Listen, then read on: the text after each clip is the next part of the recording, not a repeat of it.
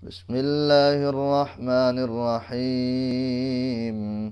يوصيكم الله في أولادكم للذكر مثل حظ الأنثيين، فإن كن نساء فوق اثنتين فلهن ثلثا ما ترك، وإن كانت واحدة فلها النصف، ولأبويه لكل واحد منهما السدس مما ترك إن كان له ولد، فإن لم يكن له ولد وورثه أبواه فلأمه الثلث، فإن كان له إخوة فلأمه السدس من بعد وصية يوصي بها أو دين.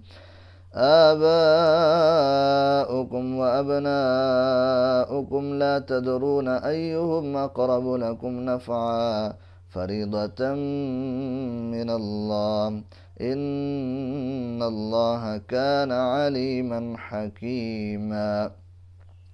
ولكم نصف ما ترك أزواجكم إن لم يكن لهن ولد، فإن كان لهن ولد فلكم الربع مما تركن من بعد وصية يوصين بها أو دين، ولهن الربع مما تركتم إن لم يكن لكم ولد، فإن كان لكم ولد فلهن الثمن مما تركتم من بعد وصية توصون بها أو دين.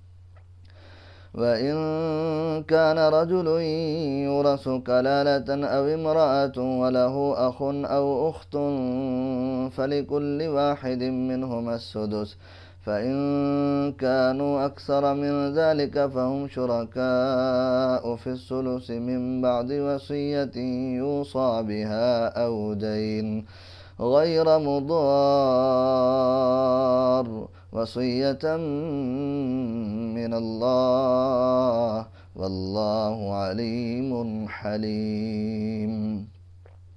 تلك حدود الله، ومن يطع الله ورسوله يدخله جنات تجري من تحتها الأنهار خالدين فيها، وذلك الفوز العظيم.